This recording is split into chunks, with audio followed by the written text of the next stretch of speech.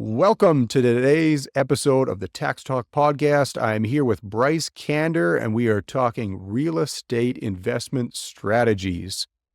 We will not only look at some high-level investment vehicles for saving for that principal residence, but Bryce is going to delve into some investment strategies that he uses for numerous years now to be able to build his real estate portfolio and those of his clients. So if you are in the market for a knowledge boost in your real estate portfolio game, you won't want to miss this one.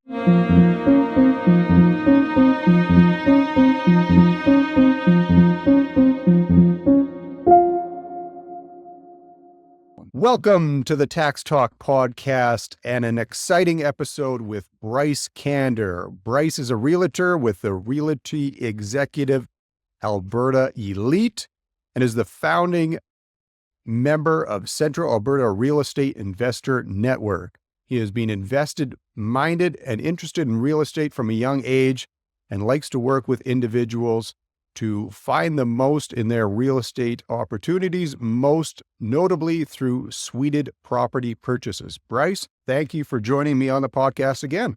Oh, thanks for having me for a second time. I appreciate it. Excellent. So we are delving into real estate investment strategies today. We're going to touch on a couple of more boring, so to speak, tax vehicles that you can use to save for that first home. And then Bryce is going to get into some of the investment strategies that he uses with his clients. And I'll provide maybe a little bit of insight as to what the tax impacts of those strategies might be. So without further ado, let's get right into it. So off the top, and we were talking off camera on these, there are a couple of good investment vehicles that you can use if you are in the market for a first-time home in Canada.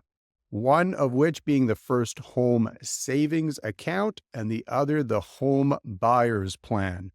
So as we were discussing, if you're in the market for that first principal residence, and you know you're going to be buying in the next number of years, you've got some cash that you want to save up, this is a good vehicle to do it. Either program is going to provide you with the ability to save on a tax-deferred basis, take some funds out, and put it into that particular property that you and potentially your spouse are looking to buy. If you are going for that first home savings account, you need to ensure that you open it up in order to start generating that contribution room. You get $8,000 a year up to a maximum of $40,000. So if the plan is to buy a house, make sure you are getting that account opened up sooner than later. And in regards to the home buyers plan, slightly different. That's going to come out of your RSPs. That does have a repayment term of 15 years. And a maximum withdrawal on an annual basis of $60,000. You and your spouse can take that amount out. There's some differences between the two, but generally speaking, they can be used in conjunction to buy that first home. So if you are in the market, I would encourage you to speak with an investment broker to determine if those accounts are of benefit to you. And I always tell people, it's your first home. It's not your forever home. Sure. And so suited properties, you buy one that has a basement suite in it using the First Time Home Savers Plan or the RRSP program. And then it's a way to buy a rental property for 5% down. Crazy. Yeah, that makes sense. And speaking in terms with Bryce, he can give you some insights to some things that you might not necessarily otherwise think about. And yeah, if you can get someone into that basement and help them pay your mortgage as you're going along, could be a good way to make the cash flow work for you. So just so we understand this correctly, if I'm going to buy a property and I've got $8,000 worth of room, if I take $8,000 and I put it in there, I get a tax benefit like my RRSP. So in regards to that first home savers account, it works in the same amount. So if you are contributing into that in, say, 2025, you are going to get a tax write-off for that amount. So it does work in that same fashion. You get a bit of a tax discount now. You are seeing those funds grow on a tax-deferred basis. When it's time to buy that home, you pull out the cash, and you don't need to repay it in that particular program. So it gives you that advantage of not having to put the cash back in there down the road. So do you know if I can take my RRSPs and move it to the First Time Home Savers account?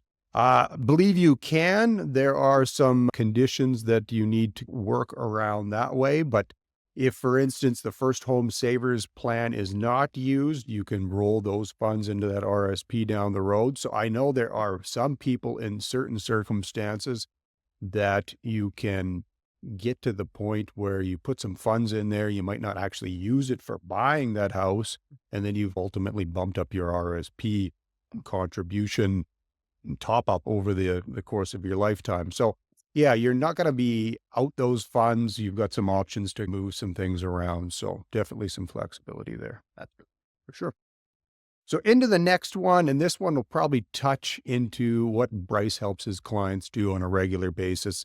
And that is just an update on those property flipping rules. So as of January 1st of 23, CRA brought in some tighter rules in respect to property flipping. Now you need to ensure that you're holding that property for in excess of a year, or that income's going to be deemed business. You're going to have CPP, subject to any potential profits that you're pulling out of there. So important to understand what it is that you're doing with that property. If you're buying it to hold it, generate some rental income, it's going to be a long-term investment for you, not going to be a big issue. But if you're in the business of buying, renovating, selling houses, important to understand the tax side of that. So when it does come time to sell, you're not expecting the capital gains treatment and you're getting slapped with 100% income inclusion. So, which makes sense. It is a business. You're flipping. They should have done that a long time ago. 100%. I mean, you can't expect to get the best of all the world. To me, it was kind of a loophole that was always there. I think people just put it onto that capital gain schedule, weren't necessarily reporting it, but it does make a huge difference. We saw one last year.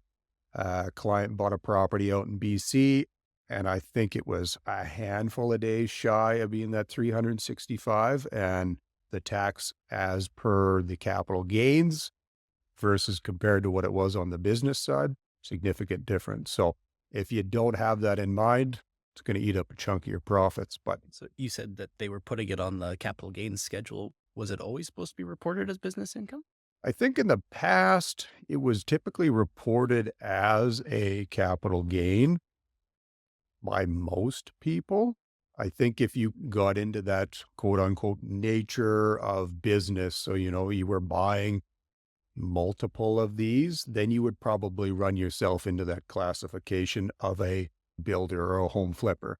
Whereas I think in the past, if you bought one, maybe the intent was to hold it, but for whatever reason you sold it under that 365. I think a lot of people were just sticking that into the capital gains section and moving on. So I think that kind of tightened up some of those rules a little bit. So let's get into vendor take back mortgages. You want to explain what you think these? Well, I liked your reel the other day where you were talking about vendor take back for businesses. And with the new changes to capital gains, where it's instead of 50%, it's 67% if you're over a certain threshold. Yep. It's a way to help business owners save that 17% tax by doing a vendor take back. Can you expand on how that would work? Yeah, for sure. So you have to be aware of what those proceeds are looking for you. And if you're selling on the personal side, you've got that $250,000 exemption on an annual basis. So if you're selling a property and you're wanting to go down the road of taking a vendor take back mortgage, i.e. you're selling it, holding on to that loan, you're essentially becoming the creditor for whomever is purchasing. If you can structure it in a manner that you are seeing less than $250,000 being reported as a gain each year, you can then take advantage of that lower inclusion rate on an annual basis. So there is some planning that can be done with respect to that if you can kind of make the numbers work. And if you're willing to play banker, you can get more money for your business if you're willing to wait for it. So it's a win-win. Like, do you want all your money now and pay that extra 17% tax? Or do you want to get more money for your business? It just has to get spread out over time. For sure. But not only are you getting more money for the business because you're willing to wait for it, you're saving money on taxes. Definitely. Yeah. I mean, that deferral is a huge benefit. And just doing some planning with clients recently, if you're over that 250, you're better off to just pay the full amount of tax in that first year. That deferral option becomes of no benefit to you because that extra inclusion rate basically strips any benefit of that deferral away. So if there is a way to maneuver that deal, keep it under the 250 threshold, I would agree with Bryce 100%. You're going to be seeing less tax, but you just need to rely upon whomever is taking that over to be somewhat trustworthy in making payments over the course of the next 5 years. So Jared loves taxes, and some things will get him worked up. So I'm curious if this one will work him up. Do you think that 67% capital gains tax is going to go away? So I know recently the conservatives came out and said if they got in, they would do away with it. My personal opinion on this has not been through the House. It is not being debated. It's not been voted on. The fact that the bureaucrats are planning to enforce this at this point in time, to me, is taxation without representation, but that's my opinion. I am hoping enough pressure gets applied that we see this get backed off, because just think about the returns that are going to get processed personally and corporate over the next while. If this is in flux, you can't file it right no matter what you decide to do. So one way or the other, you're either going to be paying more after the fact with penalties, or you're going to have to go back to them and say, well, you've changed it now. I want some of my tax back. So it's not good tax policy. Thank you. For sure. All right. Rent to own. Do you dabble in this department often? Yeah, I've probably sold 24 rent to owns, Nope. like seller financing, vendor take back, agreement for sale, master lease, debt financing. To me, they're all the same word. Okay. It's the owners playing banker. Gotcha. Whenever someone comes up with a new way to structure it, they call it a vendor take back, or they call it a this or that. But yeah, it's the same thing. So I've done it from, like, I bought an apartment building, a 7-unit apartment building for $10,000. Okay. Because they were willing to carry financing. Then we fixed it up, refinanced it, and then paid them out. Oh. Yeah. So seller financing is a bridge, right, to get you to the cheap money, which is bank financing. Right. Okay. So not necessarily the right thing for everybody in the right circumstance, but if you can find two parties that are willing to work, it can definitely be an option. I guess from the tax side of things, if you're doing that vendor take back, traditionally you just have the sale, full stop on that return. Whereas the rent to own, that plays out a little bit differently depending upon some of the language that's in there. So maybe you're carrying some of those deposits over the course of however long it is on your books, and then you're recording a sale down the road. Or you might be in that similar situation where you're recording that sale right out front. It's important to, from my experience, get these things well documented to ensure that both parties understand what it is that they are agreeing to and how that deal is going to translate over the long term. Yeah. In June, my wife and I, we just bought one for $5,000. Okay. So $5,000 down, non-refundable deposit. And then the seller carries us for 5 years. You actually know the seller. Yep. And they're carrying us for 5 years. We look over their payments. So we're responsible for all repairs, maintenance, taxes, insurance, and we pay them $1,200 a month. I could literally just turn around and rent that for $1,500 a month. Right. And then we agree on the price today, but I've got 5 years to actually pay it out. In the meantime, they get all the mortgage paid down, and then we just pay the $1,200. If their payment increases, their taxes go up, their insurance goes up, we are responsible for the increase. Okay. And then we just spent $100,000 renovating the property. Right. Because we have full control of it. Okay. And then now we just turn it into Airbnb. Photos are being taken tomorrow. And then all said and done, because I borrowed the $100,000 to do the renovations. Right. And then between the $1,200 payment and the other payments, it's going to be about $2,900 is what our total cost is. Okay. And it should make about $4,500 on Airbnb. Pretty good off well, I borrowed all the money. That's all right off.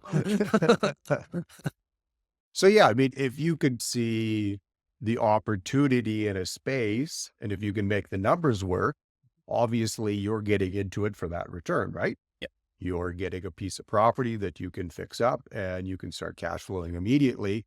the individual that's moving it on to you is doing so because that makes sense for their financial situation at that point in time too. World's best tenant, I'm paying off their property for 5 years. And I fixed it up. So if I pass away, they get a renovated property. Right. So, I mean, in a lot of sense, if these individuals were to maybe sign a 1-year lease with whomever to just rent the place, maybe there's not that same sense of ownership. Whereas you're obviously financially tied into this property now, you probably have some sort of incentive to see that it's treated well and it keeps appreciating in value. So yeah, I think it's a win-win then for both parties to go into this. And I presume, yeah, you've got this all documented in contracts, so everybody's on the up and up. And then, you know, nothing's obviously certain in life, but Yep. if you've got both parties coming to it with a similar objective, you're probably going to have some sort of success long term then. Yeah. I think like more business owners should sell their properties with seller financing because you can get a lot more for it. They don't have to go to the bank. You are being the banker for them. You get to determine what interest rate do I want. And so you can really, like, if you're exiting your business, it's a great way to set up your retirement. It's like, hey, I want $12,000 a month. Right. Great. Seller finance it and just amortize it so your payment's $12,000 a month. Right. Yeah, it definitely does give you some additional options in the market, whether it's a business or a home, than just maybe the traditional lending or transferring to the next generation or whatever the case is. So yeah, it opens up some opportunities where you can be a little bit more flexible. And then, if you've got a good handle on the way things are going to go, then you should have some sort of semblance of security in the fact that you're going to see those payments over the course of however many years. So, If not, you get the property back. right. So you need to be happy with both scenarios. Right. And I think, yeah, you need to be understanding of the worst case, because I think a lot of people will go into these arrangements, whether it's a brand new business or exiting the business. And generally speaking, you're, discussing from a happier place. Either you're starting the business or you're getting out, things are going well. But yeah, if you plan for the worst case scenario and you understand both of your options, you're probably going to be better suited if the one that is quote unquote worst case does arise. Yeah. With businesses, though, it's tougher because what is your business? Right. Real estate, it's like, well, you get the house back or For you sure. get the apartment building back. For sure. Yeah. Yeah. The business side of it, and especially if it is maybe largely tied to that individual, are you able to then transfer that on to whomever it is that's taking that over? So I think it's important to get a lot of that from out of here and then into different policies and procedures, because you want to be able to transfer that knowledge into whomever is taking that over. If everything's tied to you, then it's harder to find that goodwill and to maybe translate that business onwards. So perfect. Joint ventures. Do you deal with these at all? Yep. My very first joint venture, I was 13 years old, bought my first house when I was 13. And who joint ventured with you at age 13 to buy a house? My mother. Well, there you go. That's what moms are for, eh? Yeah. Right on. So yeah, done multiple joint ventures. I'm actually working on one right now. Okay. I'm going to build an apartment building and then they're going to bring all the funds. I'm Mhm. going to do all the work Okay. and then we'll split it 50-50. Whereas when I was 13, someone had passed away, left us some money, and now it's homeschooled. So my mom left 3 options on the table. She said low risk, medium risk, or high risk. Right. Low risk was give her the money, she would buy a property. Medium risk was we give her the money, she qualifies for the mortgage, and we split it. Right. And high risk was give it to a stockbroker and make 10%. Oh, so risky. But we obviously partnered with her. For sure. Yeah, joint ventures are great. You're like raise capital. So basically when you're doing joint ventures, you're raising capital. Yep. And so the apartment building that I bought for $10,000, I raised $100,000 to buy this building. Right. And the plan was we're going to buy it and BRRRR it. So you renovate it, refinance it, have nothing into it. Right. We bought it for $175 for a 7-unit apartment building, $175,000. Right. We put $100,000 into it. So we're in it for $275. Our plan was it was going to be worth $400,000 because the value of apartment buildings based on how much income it brings in. Sure. During that time, oil tanked. And Yeah. so thought we were going to get $700, got $550. and the appraisal came in at 330 instead of 400. And 15-year amortization instead of 25-year amortization, 40% down instead of 20% down. I was like, oh man, okay. And so plan number 2 was flip it. How long do you think it took to sell? So you bought this when you were 13? No, this one was 9 years ago. 9 years ago? How long did it take to sell? Apartment building, 0% vacancy for the last 2 years, waiting list of people. How long do you think it took to sell? Was this local to Red Deer? Kander, Alberta. I'm guessing the full 9? Pretty close to 7 years. And how much profit do you think I made over those 9 years? Had 8 years left on the mortgage. I honestly have no idea. Within $1 million. What's your best guess? I know.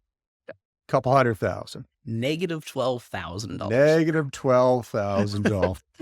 So I was the managing partner, me and my buddy. Yep. And so for 9 years, you're basically married to that person, because if you're borrowing their money, you better make sure you stick it through, even if you're not going to make any money. Right. So if you're doing a joint venture, you got to make sure, worst case scenario, you're willing to do the work. For sure. And not make anything. Yeah, and I mean, that's basically how that joint venture goes. Each individual or party is bringing their, expertise or their capital or whatever their resources are to that particular project. And it's usually a project. It's maybe one apartment building that you're buying and fixing up. It's not necessarily a longer term venture. It's something that has that shorter term nature to it. And yeah, you've got to bring your particular aspect to whatever it is that you're doing. You're reporting your particular share of those joint venture profits and revenue as the agreement would entitle. And yeah, I guess if you're looking at negative $12,000 over the course of 7 years, then, well, don't go buy a property in Kander, Alberta. This is maybe the moral of the story. Right on. So private lenders, I know we've talked about this a little bit to date. In my understanding of this might be used again more for that bridge.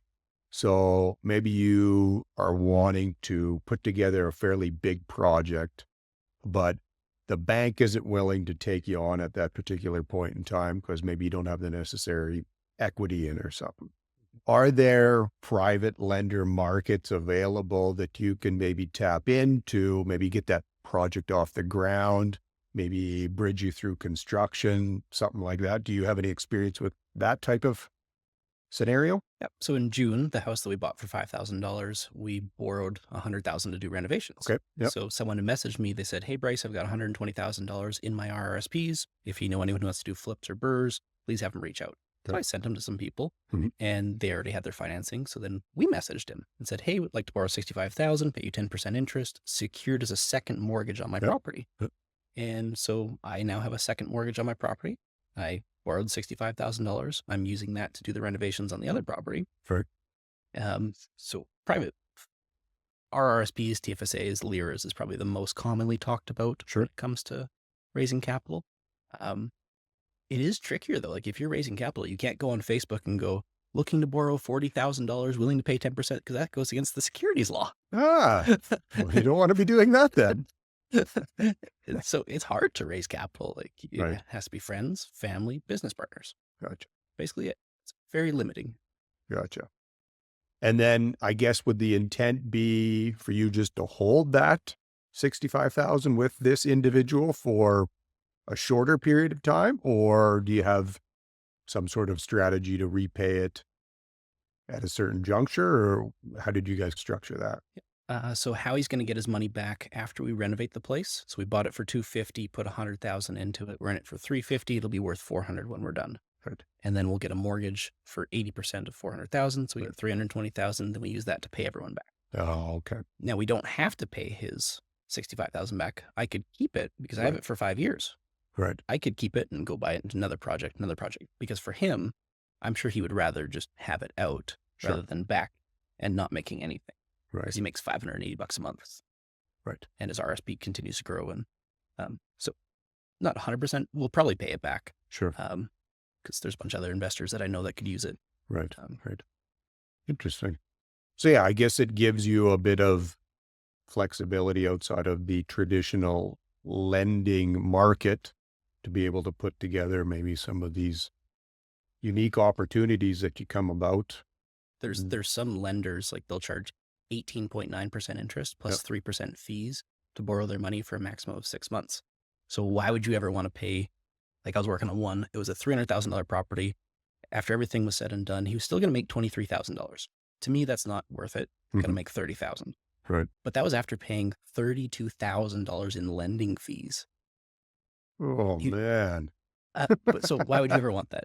You can get a tentative yes with that. Right. And then you put possession for 3 months down the road. At least you have a backup. In the meantime, you can try and find cheap money elsewhere. Right. Right. Just a good flipping tip. Yeah. No, that's good. Good tip. Sure. HELOC financing.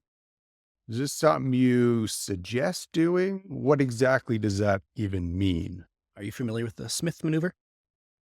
I have had someone reach out to me recently in regards to this. He actually just sent me a book. I've got a nice big book to go through.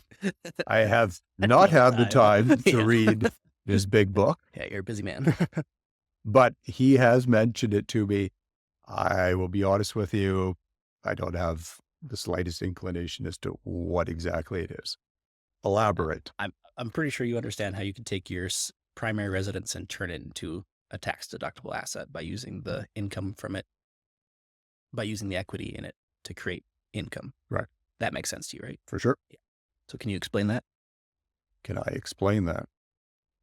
My general consensus on this is if you had your principal residence for a number of years, you'd pay down the balance, thereby generating some equity in that particular property. That opens you up to the ability to borrow against that. Now, if you take those said funds and translate them into some sort of income producing asset, property, a business, whatever the case might be, the interest that is associated with that particular portion of the loan that you've now taken out on the equity of that residence would therefore be tax deductible going forward. Generally speaking? Exactly. Perfect. Yeah. So is it wise? Yeah. I was literally talking to someone 5 minutes before coming on the stage. Yeah. And they were wondering, should they refinance their property, use it to buy another rental property? And I said, yes. And you get the bonus of the tax deduction. Right. So I guess there is some benefit for sure. You can obviously open up that equity that's maybe just sitting in your principal residence and use it to start generating some cash flow for you. I think you probably need to be somewhat aware of the downside risk to it. I'm guessing it's probably not great for everybody in every circumstance. I mean, if generally speaking, you're younger maybe, and you've got some sort of fairly secure career that you could potentially fall back on, that would potentially put you in maybe a better spot for this, as opposed to maybe the individual that's getting near their retirement age and then thinking this may be a prudent strategy. Unless you're partnering with family and you're legacy planning, then it's like, hey, what do the kids want to do? Right. Well, it's leverage and move it forward. But yeah, it can be risky. It can be risky. Yeah, no, and that's fair. And I think it just boils down to everything. And usually when people phone in to the office, the discussion is, well, does it work for you? I guess it just depends on you and your situation. Maybe you have some kids that are interested in doing that with you, and it makes sense for the family to build that legacy. Or maybe you have some kids that are extremely risk adverse. They want nothing to do with this. You're not great with your money. This is probably a horrible idea. So go throw it in a GIC and just be done with it. So if you want to talk to Bryce on maybe the slightly more leveraged. Not risky, but yeah, leveraged and aggressive maneuvers in the real estate industry. That is your man. Wrapping it up, we've got one more here that I want to talk about, and this is the BRRRR, or in your case, how do you? BRRRR. So you briefly touched on this with this property that you've bought previously here in the last little bit. What exactly are you doing with this? How does it work? Is it a one-time option, or is this a kind of perpetual thing that you're going to be a part of? So you can refinance it multiple times. If you think the value has gone up again, you could refinance it again. I was talking to someone yesterday. He bought it for $250. He put $25,000 into it, $275. Appraisal came in at $355. Okay. So he created $51,000 worth of equity Right. in 30 days before the first mortgage payment came out. Right on. Just lined everyone up and just. And then that was a year and a half ago. He just got a new appraisal today, came in at $365. It made me mad because I could sell it for $399, but it came in at $360.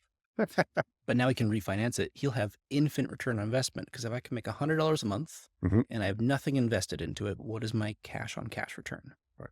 It's infinite. Right. And so the goal is, the last R is repeat.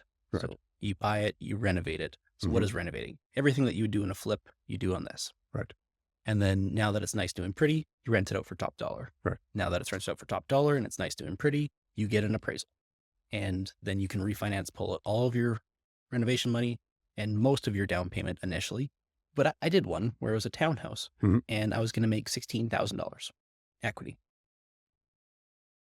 If I was happy owning the townhouse anyways, why would I not buy it, renovate it, create $16,000 of my down payment, have less invested into it, and still be happy with the end product anyways? Right. So you basically have to understand how to flip. And then if you can do that, then instead of making $30,000 on a flip and paying the realtors to sell the property, Right. you're saving the commission, and the commission stays in the deal as part of your equity. Right.